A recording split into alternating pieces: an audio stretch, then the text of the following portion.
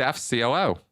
What do you feel would be your top 5 reasons/happenings of Scientology implosion in the past 2 decades?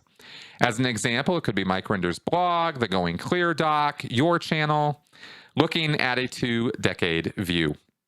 All right. Thank you for this question. It's a good one. And it's tough. It's a tough one because I actually sat and sort of through 5 things. Because I might be insulting people a little bit here. But this is just from my point of view, okay? And everybody's got their own point of view on this. And whatever it is that's changed people's minds about Scientology could be, whatever. But as I see it, there's been a chain of events that have occurred that have basically exposed Scientology in waves of exposure in a very, very public way. And while none of that exposure could ever have occurred without all the work that was done before, like I said many, many times, we are standing on the shoulders of giants in the work that we do. We have the Jerry Armstrongs and Lawrence Wallersheims of the world, and the people who went after Scientology in the courts in the 70s, 80s, 90s, and took just boatloads of shellacking for it. And those are names that are now in the history books, so to speak. They're not publicly speaking out a whole lot anymore. They're not really around. Some people have moved on or passed on. And so all of that initial work that was done, I'm talking about back in the ARS days and, all that kind of stuff, that all had to happen for any of this later stuff to happen. And I always go to great pains to try to point that out, because I don't want to forget about those people, and I don't want them to feel like their story wasn't important, wasn't part of this big picture, or part of why it is that we were able to strike such hard blows against Scientology. It was because of what they were putting out there. And, in the early days of the internet and the early days, even pre-internet. Now, the 5 things I think in the past 2 decades that have built on all of that have allowed or have broken, Scientology basically, come down to this. First, there is the 2008 Anonymous international campaign of protests and work that was done, taunting the church, teasing the church, attacking the church sometimes in ways that I didn't particularly think were smart. But Mark Bunker did a great job of kind of tampering some of that, reeling some of that angst and energy in, and focusing it so that they were more effective by engaging in mass public protests outside Scientology organizations all over the world. That drew a tremendous amount of press and media attention, and Scientology was not powerless to fight back, but it was powerless to effectively fight back. They could not. There were a couple of people that they got names of and that they prosecuted who were anonymous members who were doing some stuff that wasn't really too cool. But for the most part, it was a one-sided battle, and Scientology lost bad.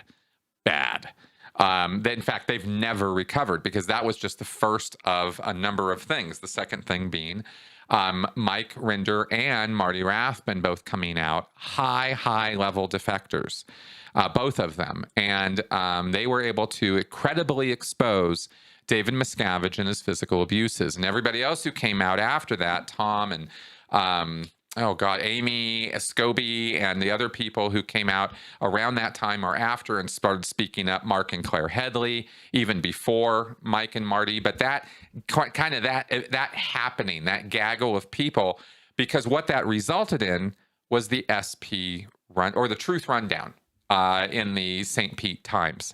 And that got international attention and exposure because it was a multi-article breakdown of Scientology's abuses in the here and now, in the 2000s, not ancient history from the 70s, 80s, or 90s.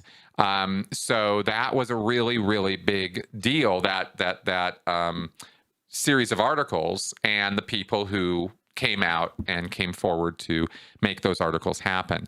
So that was, so I'll say Mike and Marty on that one as the leaders of that charge, so to speak. But again, you say stuff like that, and then it's like, well, what about Mark and Claire? What about Tom? What about Amy? What about these other people who wrote books and were speaking out too? So all of them, right? Even on that line, Tori was prominent in that.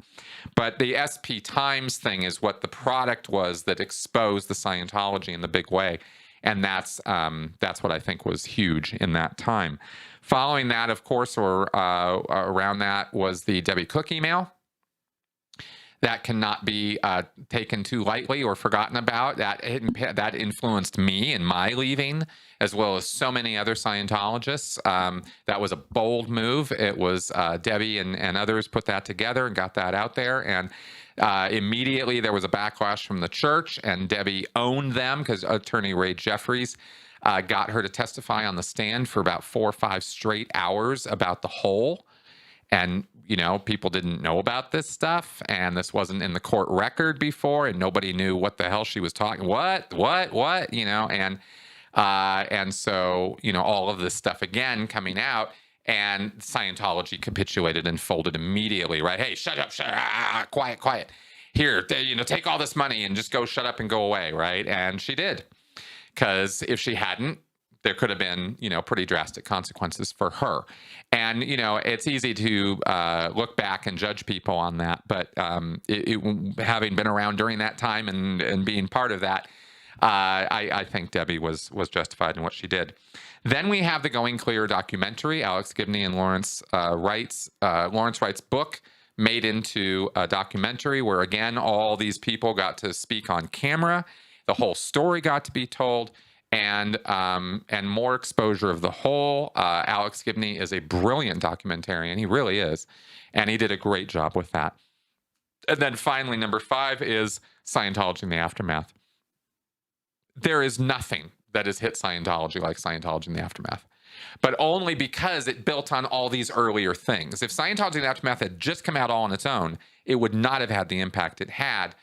But because of all these earlier things, it was a chain reaction. And so, Emmy-winning, award-winning series, like Mike and Leah putting that together and fighting with the producers every season to get the stories told, put it out there, get the truth out there about this.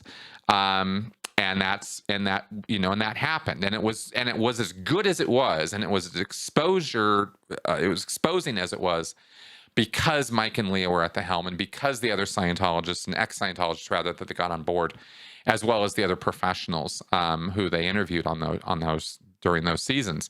So, just a runaway success at exposing Scientology's nonsense, and it's still running on Netflix right now. So, so you can see it anytime you want, and lots of millions and millions of people have. It was I think it was the second most, if not first most popular documentary ever shown on HBO when it first, the Going Clear documentary, rather. And then we have the Scientology in the Aftermath coming after. So anyway, both of these things, really, really big deals. And, okay, so those are my 5 points. Now, I'm going to add to this, though, something that kind of is a glue that kind of holds all these together. And so I have to put it in here. It cannot be forgotten about or denied, is Tony Ortega's blog. Because that has been the place where outside journalists or other media interests have always gone to, always gotten the skinny.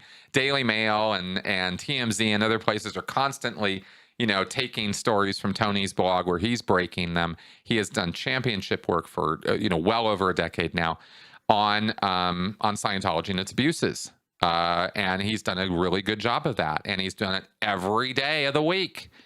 I mean, I'm telling you, man, that is not easy work to do. Not by any stretch of the imagination. It's just not.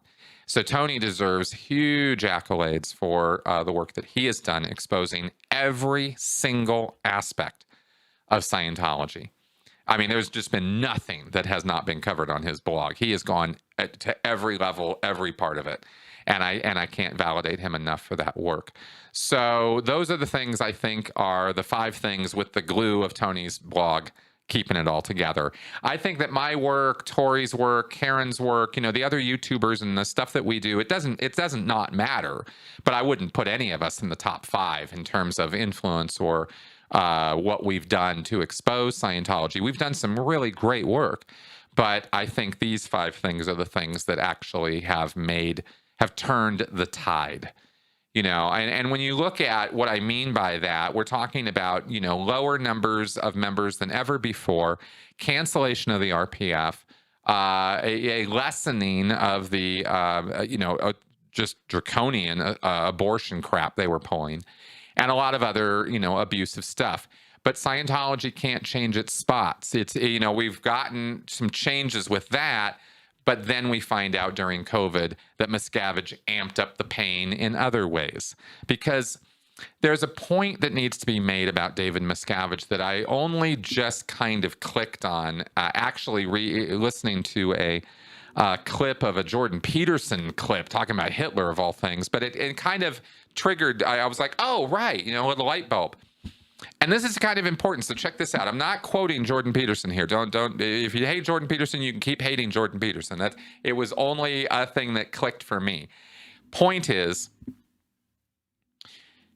David Miscavige is not about the mission of Scientology. Whether he believes in it or not, whether he wants it to grow or not, it's abundantly clear that he is not doing what L. Ron Hubbard was trying to do, or at least what L. Ron Hubbard said he was trying to do. David Miscavige is not honestly following that same path.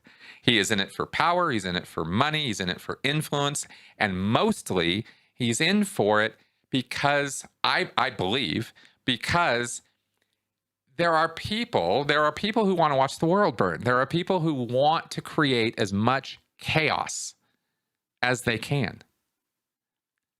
That's their product. That's what they do. That's what they want to do. That's actually their desire. They don't, everything they say they're doing is just window dressing. It's just words they say. What they're really trying to do is tear the hell out of everything as much as they possibly can. And everything they do is moving always in that direction of ripping people up, destroying things, and causing chaos. And that's Hitler, that's Miscavige. I mean, these are people who have made real world decisions that are completely irrational, follow no logic of any kind, connected with what they've said their purpose or intention is. What they do is not that, and it's so much not that in review of it, you have to go, they never intended to do what they said they were going to do. They always intended to just screw things up. That's Hitler, that's Miscavige. And so when you wonder, why does he reframe the point of view that you're coming at it from, and there's two things on that. One, this is a person who's just trying to tear things up and cause chaos. And two, Scientology is a money-making scam, first and foremost. And if you know those two things, and you think about Scientology, and by comparison, other destructive cults fit into this in one way or another.